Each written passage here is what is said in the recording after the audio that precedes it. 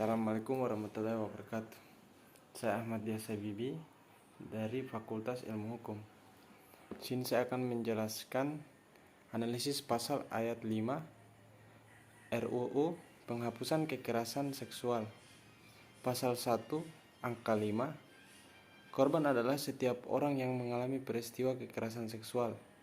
Melihat dari pasal tersebut, untuk melindungi korban dari kejahatan kekerasan seksual, terutama pemerkosaan.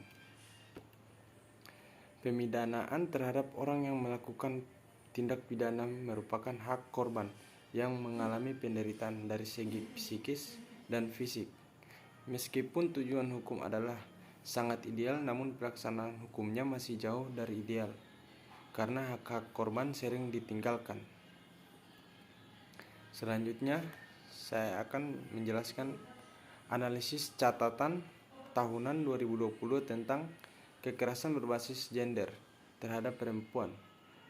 Catatan tahunan 2022 terhadap kasus-kasus yang ditangani Komnas Perempuan, diantaranya pertama, KBG terhadap perempuan oleh pejabat publik, ASN, tenaga medis, anggota TNI, dan anggota Polri. Kekerasan berbasis gender terhadap perempuan yang dilakukan oleh kelompok yang seharusnya jadi pelindung.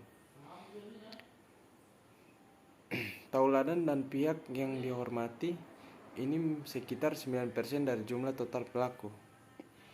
Dari data catatan tahunan yang telah saya baca bahwa banyak kasus yang terjadi, yaitu kasus yang pertama, kasus penyiksaan dan perlakuan tidak manusiawi terhadap perempuan berhadap dengan hukum PBH yang diidentifikasi telah mengalami penyiksaan, perlakuan atau hukum lainnya yang kejam, tidak manusiawi, dan merendahkan martabat manusia dalam proses memeriksa bentuk penyiksaan seksual seperti penelanjangan, pemerkosaan, kekerasan verbal, termasuk pelecehan seksual dan kekerasan fisik.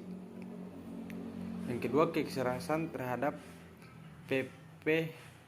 HAM, konflik di Papua dan pandemi COVID-19 yang telah diakibatkannya menurunnya kualitas hidup perempuan Papua. Angka kekerasan terhadap perempuan Papua dengan HIV atau AIDS di Provinsi Papua dan Papua Barat tercatat tinggi pada masa pandemi COVID-19. Situasi mereka juga nyaris tak terpantau.